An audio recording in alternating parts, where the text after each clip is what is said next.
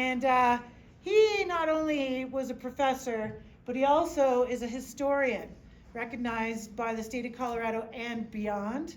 And he is also a coach in his time, track, cross country. He was the one that recruited Jim Harlan to the Valley for a track career, which never evolved because that was the summer Jim got hurt. Yeah. And locally famous, you can find Duane on Friday afternoons at Kachevers, and he plays trivia. And I can tell you from experience, he'll ask you questions about what he talks about today, and if you don't answer him, he just makes you feel bad about it in a good way. That's beer. That's exactly right.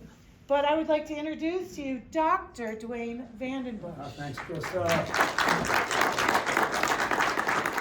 Well, thanks, Chris. It's a real pleasure to talk to the Ski Patrol. Anybody with any sense knows who makes this area go, and it's the Ski Patrol. And I've known a lot of you, had some of you in class. I'll embarrass Schulman here, now known as Hildebrand. She was one of the best students I ever had, and I mean that. Probably one of the 3 or 4 best. Some of the people that I knew aren't around anymore. Steve Monfredo was a great friend. Duval I knew pretty well, and Jeff Schneider I knew real well. So my admonition to all of you is be careful out there. Be careful out there. If there was any area in the United States or the world that was made for skiing, it's Crested Butte. Heavy snow, cold weather, steep terrain, champagne powder. Hardly any area in the world is equipped for skiers like this one is. Crested Butte very early was one of the areas in the 1880s where skiing got started. Now, in the 1870s, when things opened up around here, 1879, Crested Butte gets started. All the great silver camps got started around the same time. Gothic, Irwin, Pitkin, Tin Cup, White Pine, all 2,000 to 4,000 people, investors coming in, railroads going to head in a couple of years, and the only way to get around in the wintertime was on skis. But a lot of the miners didn't know how to ski, and as a result, they were taught by people from Norway and Sweden and from the French Quebec San Laurentian Mountains, who were also here as miners, and had to make their own skis. And they cut down fire-killed spruce, boiled the tips in the camp kettles so the tips would come up. The skis averaged 9 to 14 feet in length. They weighed 8 pounds. They had a leather attachment in the front where you could put your mining boot in. They had a 4-inch heel block in the back where your mining boot could come up, but it wouldn't go back. And then they had a 7-foot long guide pole put between their legs to break their speed, balance, pull forward, and that's the way all these guys learned how to ski. If you didn't know how to ski, you weren't getting anywhere. So if you're going from Gothic to Crested Butte, it's on skis. If you're coming from Irwin to Crested Butte, it's on skis. Now, I'll give you just a little item here of interest. I'm going to talk about the 10th Mountain Ski Division very briefly. I was over at Vail a number of years ago to give a talk, and they had a video of Pete Seibert's grandson. Pete Seibert was the guy who got Vail started along with Bob Parker, and another great skier. Both these guys are top flight skiers. And they put them on skis that the 10th Mountain Ski Division used at Camp Hale, right across from Tennessee Pass today. And they gave them the same bindings, and they gave them the same heavy poles with the big baskets. And when they went downhill, neither one of them could stand up. Now, give those guys a day or two and they could. But what I'm telling you is skiing at that time was very, very difficult compared to what we're doing today. When I came here during the winter of 62, 63, I missed the ski area by a year. And I remember when I started skiing, I was on 210 head standards. Now, nobody would learn on 210 head standards today. So, one of the people who came very early in the Gunnison country was a girl named Nellie Bly, very famous reporter for one of the New York newspapers, and she was in Irwin to take a look and write an article for the New York newspaper on a booming mining camp that looked like maybe another Leadville. And she didn't know how to ski. So the editor of the Elk Mountain Pilot newspaper, John E. Phillips, and some friends took her out, easy slope. She upset. Head down, skis up. When they got her out, she wasn't very amused by being laughed at by a bunch of damn hicks, and she pointed her finger under John E. Phillips' nose and said, "Sir, it's pretty obvious to me that you are no gentleman." Johnny Phillips was equal to the task, and he wagged his finger under her nose. He said, "Madam, after seeing you upside down in the snow, it is also obvious that you are no gentleman." Perfect put down. Great early races came in the Gunnison country. Every one of the mining camps on the weekends would go to a different mining camp for a race. Crystal, Marble, Irwin, Tin Cup, Gothic, and Crested Butte, with big money on the results. Now, by big money, I mean $25, which was more than you could make in a week if you're working in the mines laboring. And some of you have heard this, but I'll give it to you again. One of the great races of all time in the Gunnison country and the U.S. at that time, it's in the Vail Ski Museum, is a race on Gibson Ridge on Washington's birthday, 1886. And I asked one of the locals here, I said, how the hell could they be racing on Gibson Ridge with all those trees? And he said there were no trees then, because all the trees have been cut down for mine props at the big mine, railroad ties, and cabins. And I've got photos of no trees.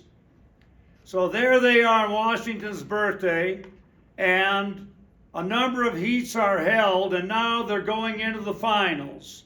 The winner of each heat goes into the finals, and they had 4 heats. So standing on top of Gibson Ridge, with about 1,600 vertical feet, Denver-Rio Grande Railroad had brought 1,000 people in from Gunnison down below, betting and drinking, betting on their favorites. Al Johnson, we've all heard of him, the great snowshoer of the Rocky Mountains who carried the mail between Crested Butte and Crystal. Harry Cornwall later on wrote a memoir. He was a mining engineer from Irwin. And a guy named Al Fish, another miner from Irwin. And then a 16-year-old boy from Crested Butte named Charlie Bainey.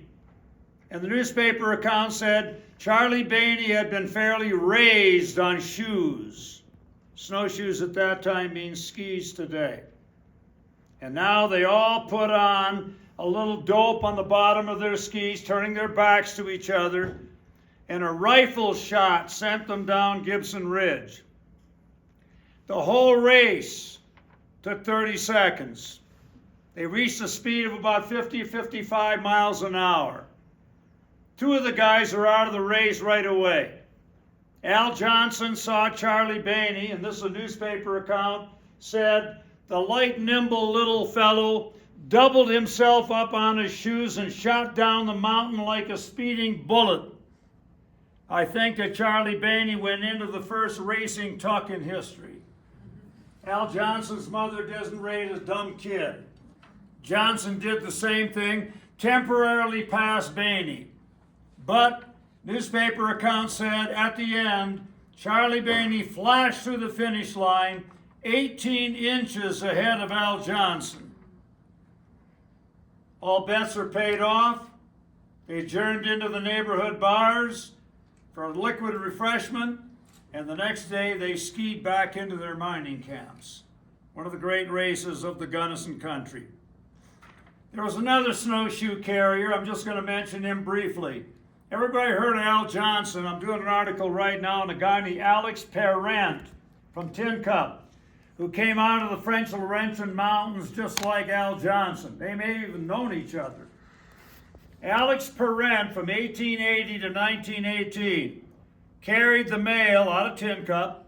His route was St. Elmo on the eastern slope, over 12,154-foot high Tin Cup Pass, past Mirror Lake, into Tin Cup, 25 miles through Taylor Park, over Taylor Pass at 11,800 feet, down Express Creek into Ashcroft and into Aspen. 3-day trip on skis. Blizzards didn't make any difference. What he did was a lot more impressive than Al Johnson. In 1893, the silver panic hit, and all the great silver camps died out. Price of silver plummeted to 58 cents an ounce. That didn't stop locals, because the CF&I big mine still is in existence. Coal made Crested Butte, still a lot of people here. Skied on Chocolate Peak on the west end of Elk Avenue. Flank of Mount Emmons, Gibson Ridge, Monarch Pass, Marshall Pass, Chicken Ranch about 1 mile up the Slate River. Walk up, ski down.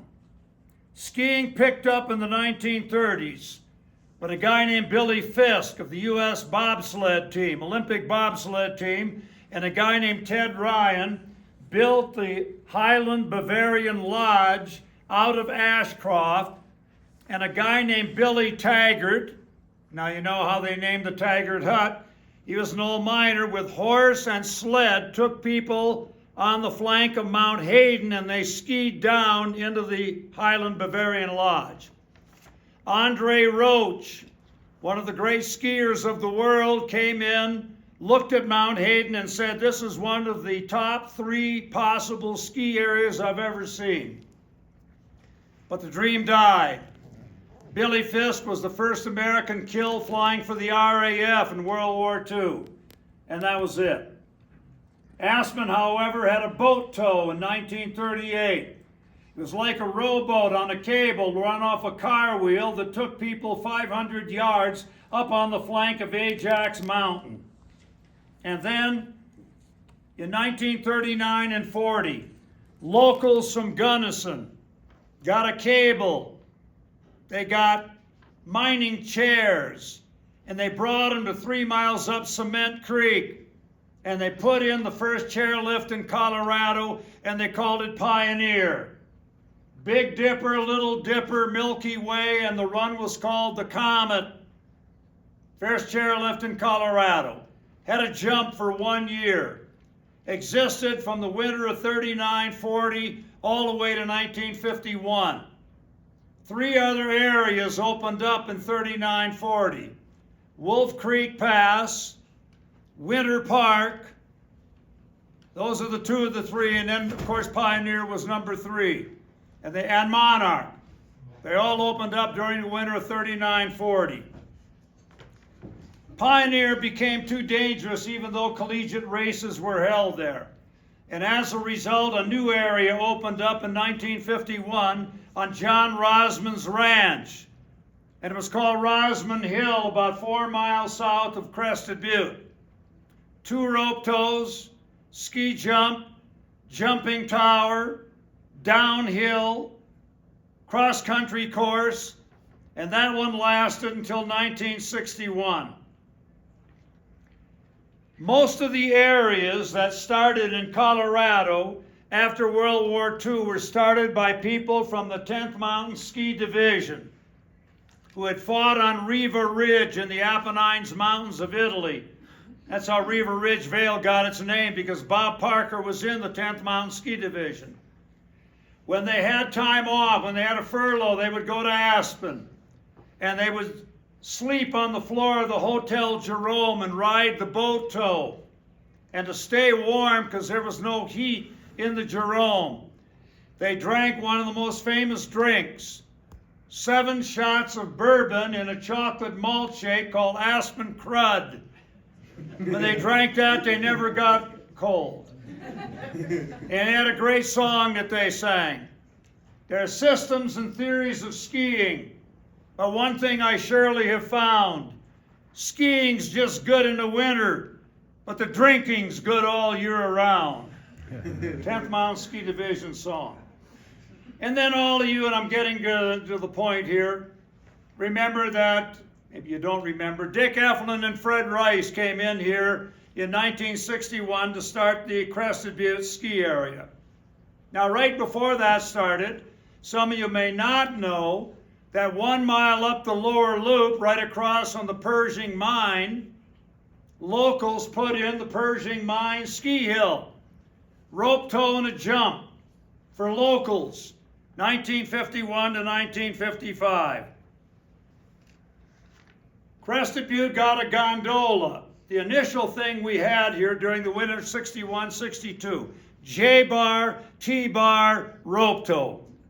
That's it. Now the gondola goes in January of 63. 1 month after Vail. We almost beat Vail. Father Leo McKenna, in the Italian tradition, blesses the gondola with holy water.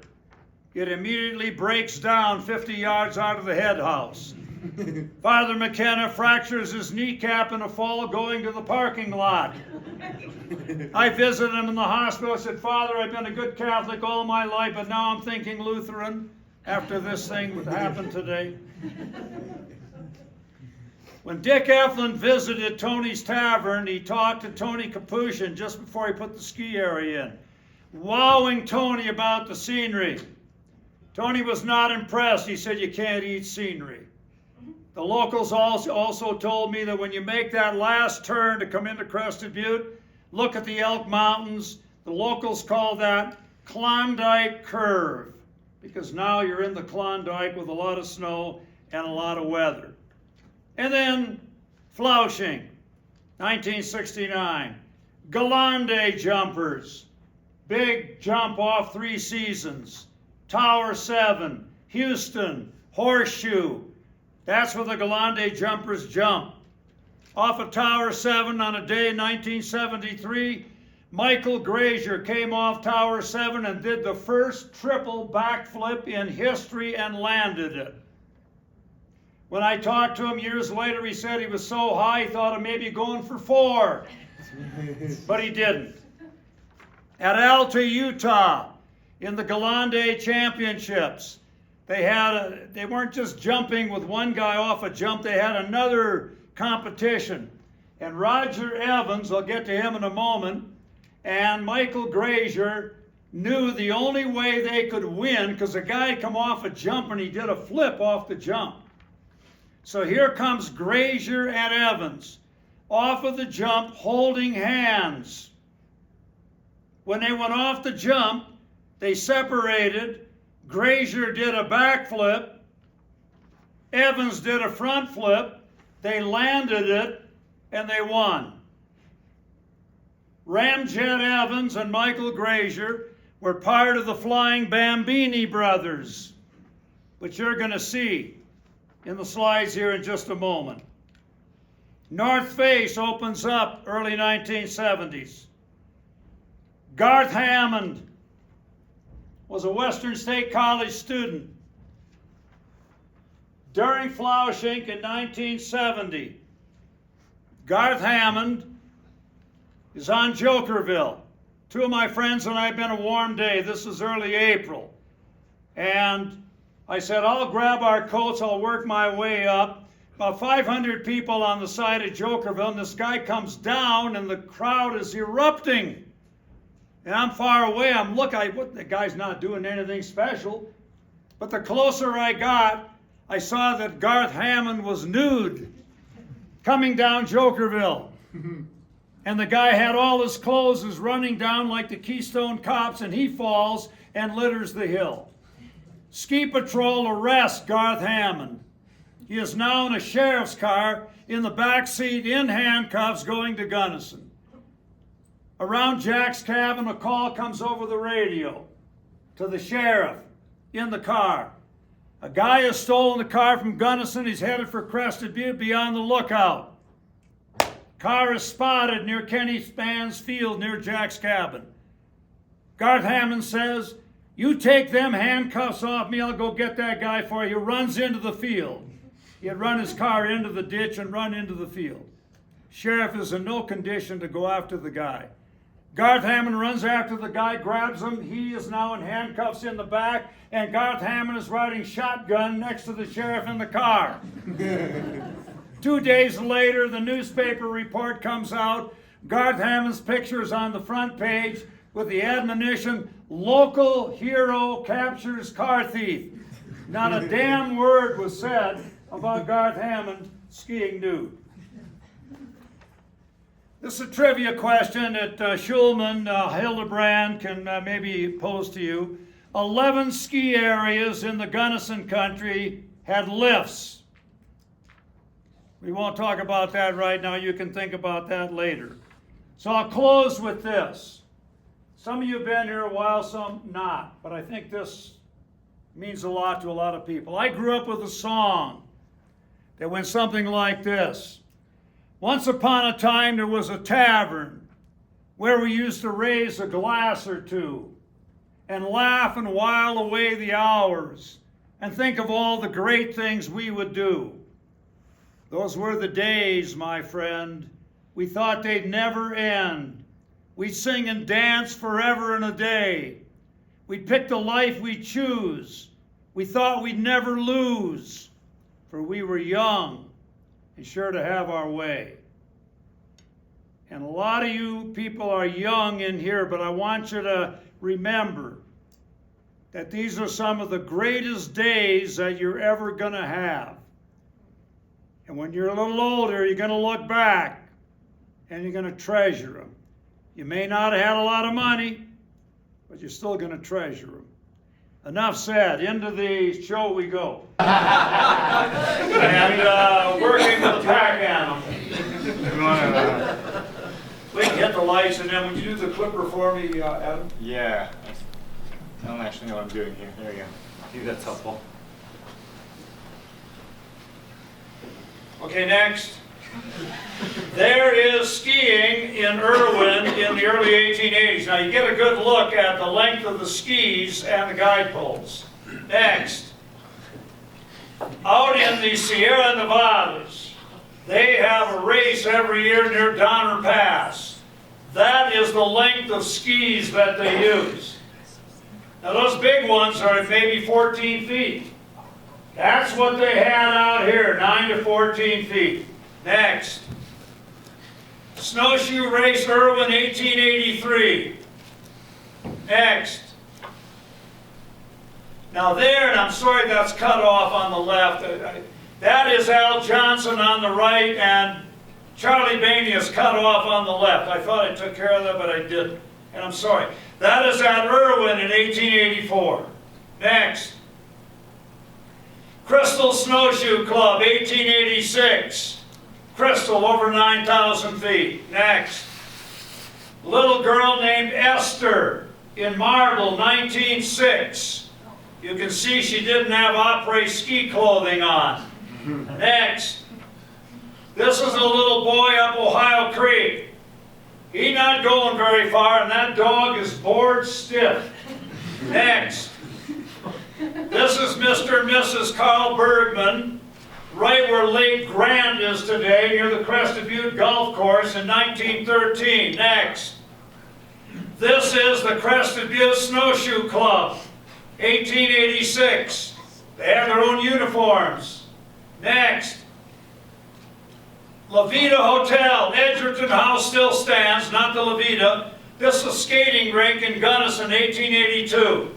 The La Vida Hotel, 4.5 stories high, teak and mahogany, crystal chandeliers, Persian rugs, teak and mahogany, and one person called it a peacock among mud hens.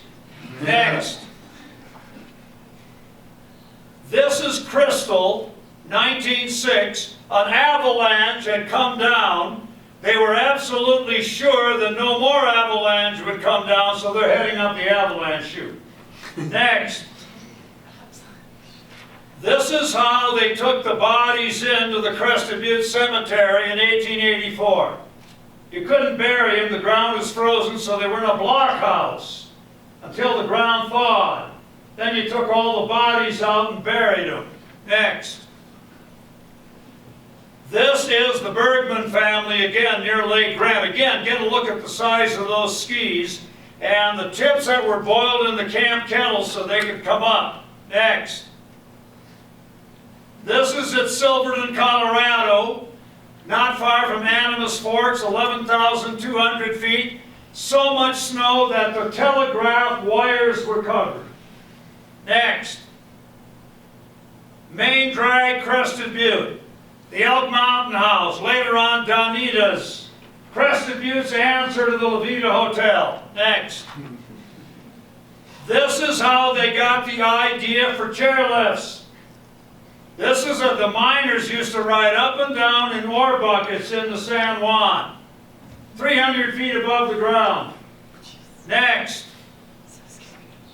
This is the anthracite coal breaker 4 miles up the Slate River. You guys and ladies call it Cloud City. Up above is Smith Hill by an anthracite coal mine.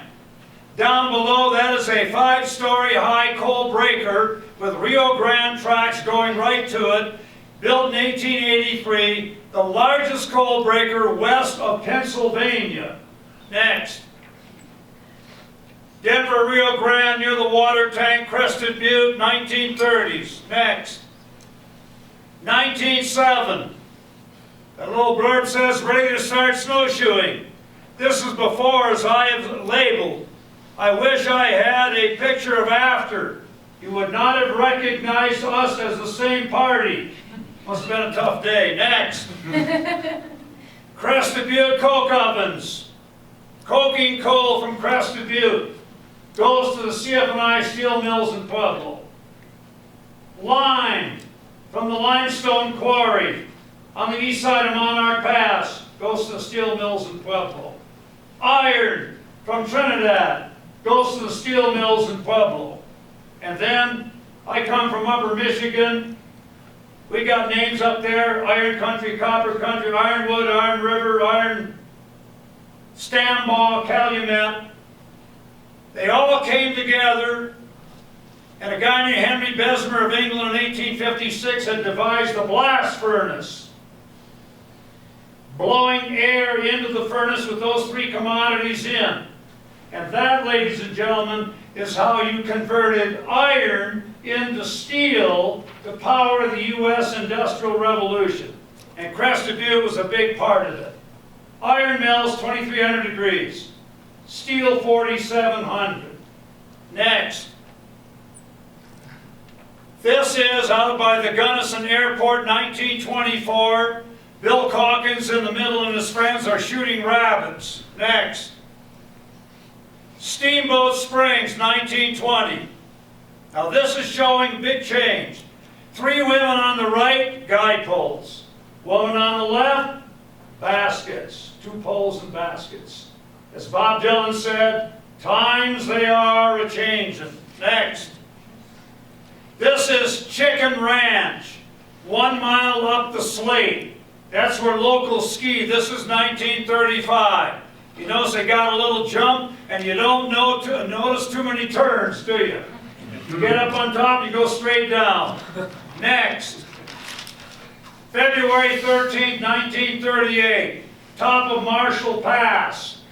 Rio Grande Railroad has brought 400 people from Salida, 120 from Gunnison, to the top of the pass at almost 11,000 feet.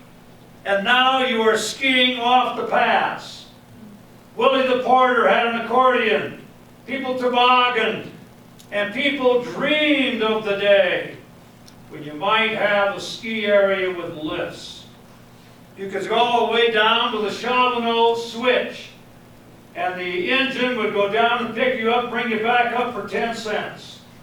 Next. Vail Pass. Why don't you take a good look at that?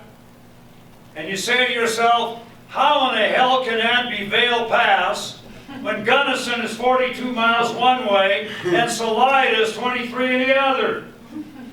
Because in 1939, when they paved the pass, the highway commissioner, Charlie Vail, an arrogant SOB, wanted the pass named for him. But the locals kept throwing it into the ditch. And then they eliminated the P and they put another S back of Vail and read Vail's ass. Charlie Vail gave up. Restored it back to the name of Monarch. But he got his own Vail Pass. Of course, it exists in a different area today. Next. 1924 skiing near Monarch Pass. No lift. Next.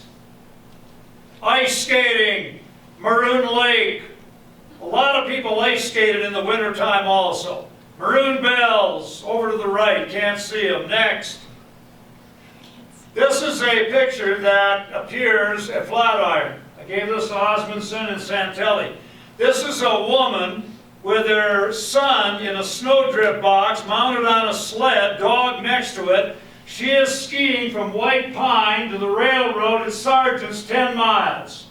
1934. Next. Gun Barrel, Monarch. One of the first runs. Next. Gun Barrel Rope Tow. You had to be very strong to hang on to that rope all the way to the top. And there's the cabin still exists at the bottom of the gun barrel today. Next. Now we got a lot of great skiers in this route. But I'm telling you right now, in the next 5 slides, you're going to see the best there ever was. This guy is Carl Easterly. He is on Quicks Hill across from Cement Creek. 1938, 18-year-old high school student. That is doing one of the first backflips ever seen anywhere at any time. Next. He now comes out of World War II, living in Los Angeles. Somebody finds out he was a great skier years before. He is hired by an early television company with a program You Asked For It. He and his brother Verl are at Sun Valley, Idaho, 1947. They're filming on the right, pulled by an ancient helicopter at 50 miles an hour, and they're going to jump over that wooden fence. Next. They make it, but his brother falls. Carl is now going to ski across a pond of about 100 yards on alpine skis at 50 miles an hour. The first time he tried it, he said he thought I had more resistance, and he fell. He said, damn near froze to death before they got me thawed out. Now he's going to make it. Next. He makes it. Next. He does another flip over a wooden fence. Carl died in '94, about 8 years ago. I always called him after I gave this show, and this is a tradition. We are now going to give a round of applause to the best there ever was. Let's hear it.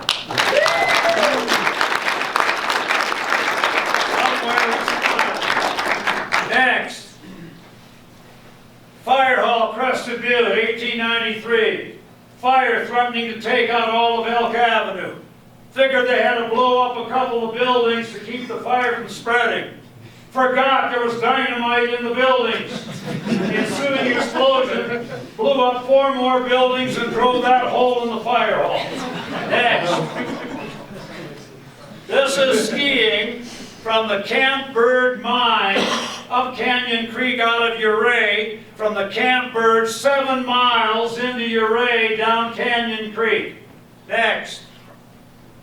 Quicks Hill, toboggan jump. That guy's name is Carl Brand. 1932 Western State College student. He told me everybody was scared as hell to go off that jump. But he said, you want to be called chicken. He is off that jump at about 35 miles an hour. He's got a flying helmet on. The 2 guys behind him are scared. He is going 35 and going 10 feet in the air and going up. Next. There is the Pioneer Guest Cabin, still exists today. People lining up to ski at Pioneer in the 1939-40. Next. There's the common lift. 1-person lift made out of ore buckets. Next. There is the lift. Now, ladies and gentlemen, I'm going to tell you, the Forest Service didn't know much about ski areas, obviously. So in the fall, when they saw that chair was 25 feet off the ground, they said, you've got to lower the damn chair. People fall out, they're going to get killed. And then 20 feet of snow fell. And now you can see that that lady is, you know, some people had the knees under their chin. There was so much snow that fell. Next. Now you're going down Pioneer. Crested Butte Mountain in the background. Every area, every run there is a fall away turn. You're not going straight down the hill. You're leaning in one direction or the other. Next. Rosamond Hill, replacing Pioneer. Cars piled up all the way to 135. There's the jumping tower. There's the slalom course. Next. Injured person. No ski patrol, just volunteer help taking them out. Next. Camp Hale, Pando, 1942. Next. Dressed in white, obviously. They fought in the Apennines. Next. This is up at Robinson. Those guys were out for 3-4 days at a crack, 20 degrees below zero, heavy snow in tents, and those heavy skis. There they are, way up above Pando. That's the Eagle River Valley down below. Next. There it is, $128 million put in to all the barracks. That's where Camp Hale was, right off Tennessee Pass. You can still ski there today. Cooper Hill. It's a great area. Next. Genesee Park, outside of Denver. Jumping, 1923. Next. Steamboat Springs, Howelson Hill, 1930s. Next. Berthoud Pass, 1937. Next. Winter Park, 1942. Next. Ski Train, Union Station to Winter Park. Next. Dick Durrance, one of the greatest skiers. He is the guy, an American, raised in Austria, came back to the U.S. late 1930s, introduced parallel skiing to the United States. He has won the Harriman Cup at Sun Valley. Next. Vail, Colorado, before Vail, Colorado existed. Next. Aspen, Colorado, 1940s. Next. Aspen, Colorado, FIS Championships, 1951. Next. Little Nell, looking down at Aspen. Now, ladies and gentlemen, I tell you, this is 1940 to 51 right here. You could buy a home in Aspen for $500 and a lot for $1,000. And if you look at that picture, you can see city blocks are open. Next. And there it is. City blocks, nothing on them. That is Chair 1. Put in 1951 by Walter Pepke and Friedel Pfeiffer. Now, I've ridden that. It had a blanket that went over your legs to keep you warm. It's not there anymore, but the remains are. Next. Rosamond Hill, the jump. Next. Sven Wick, Conundrum Pass, 13,200 feet with his team going over to Aspen from Gothic. Next. Western State Ski Team going over East Maroon Pass. Next. Weenie Wagon has run out of gas near Winter Park. That's our Olympic coach, Sven Wick, and the skiers pushing it into town. Next. This is Rosamond Hill and the ski team. Sven Wick is on the left. If you look over his right shoulder, it says tow tickets $1. Next. Ski team, 4 Olympians in that. The guy in the front with the poles is Dave Gorsuch. Later on, Gorsuch Limited. Loris Werner, Buddy Werner's brother, the guy with the skis second from the right. Next. Crested Butte, Christmas Eve 1958. Next. Steve Krismanich, skiing on Pershing Mine Hill. I mean, that is a tremendous feat of skiing with those skis, bindings, and heavy poles. Next. Coming off the jump at the Pershing Mine Hill on the lower loop. Next. Coming off the jump, you remember that little item there in the middle right?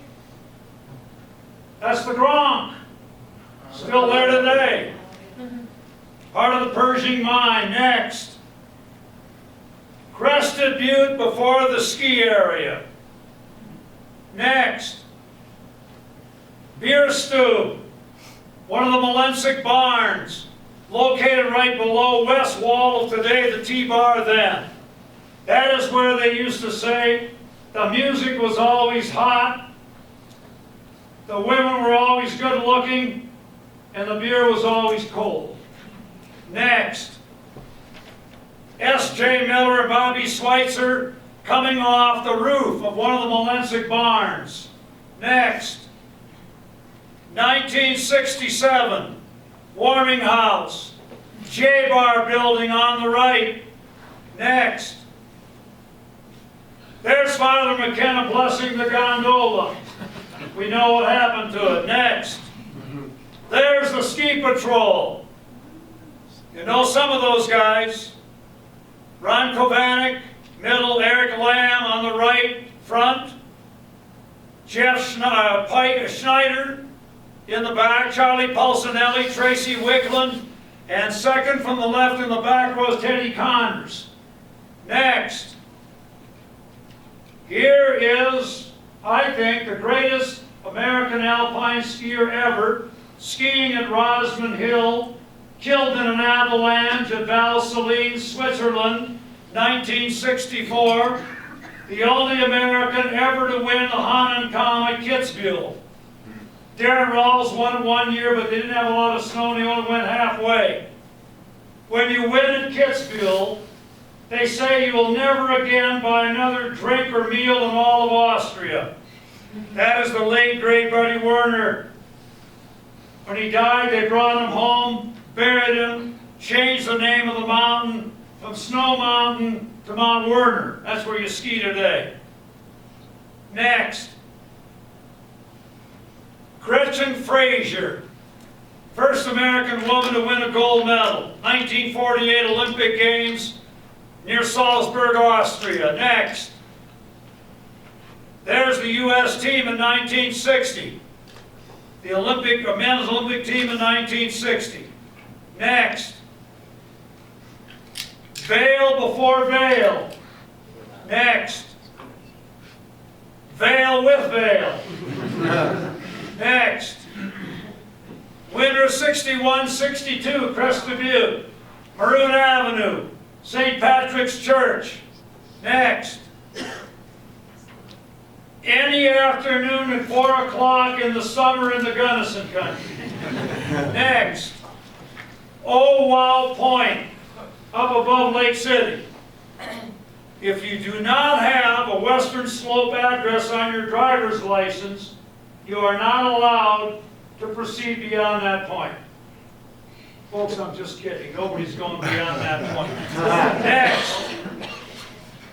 Avalanche coming off Telluride Peak, full flight, right across Bridal Veil Falls, 1970.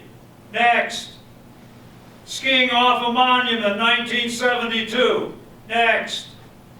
Free skiing, 1990s, the great child of John Norton. Next. This is Ingemar Stenmark. 85 World Cup wins. With Michaela Schifrin, won her 86th. Stenmark was at the finish line with flowers. That's class. All of you know Lindsey Vonn has come out of retirement, right? And Schifrin at Killington, if she hasn't already done it, Killington this next weekend will try to go to 100 in 2 slaloms. Next, Carl Schranz, the greatest rival of Jean-Claude Killy, maybe the best giant slalom skier who ever lived. Next, Flying Bambini Brothers, 1973. T-bar, West Wall today has that big dip on the left side. They build up a 4-foot jump. 7 Crested Butte guys and 3 from Steamboat went into that jump, went up, holding hands, came down, holding hands, went into the history books. The Flying Bambini Brothers. Now, I've heard that some 7th and 8th grade students of Crested Butte are going to try to duplicate that this year. I want to be there when they try. That's Ramjet Evans and Michael Grazier and Tony Nipa and Brian Fasano, etc. Next. Rock Schoolhouse. Next. This is Christmas Eve, 1968. Big polka going on at the warming house. I got lucky and took a great picture. Next. I think that's the last one. That's my favorite view. That's the Elk Mountains of Crested Butte in the background. I think that's it. Hit the next one. That's it. Thank you very much, ladies and gentlemen.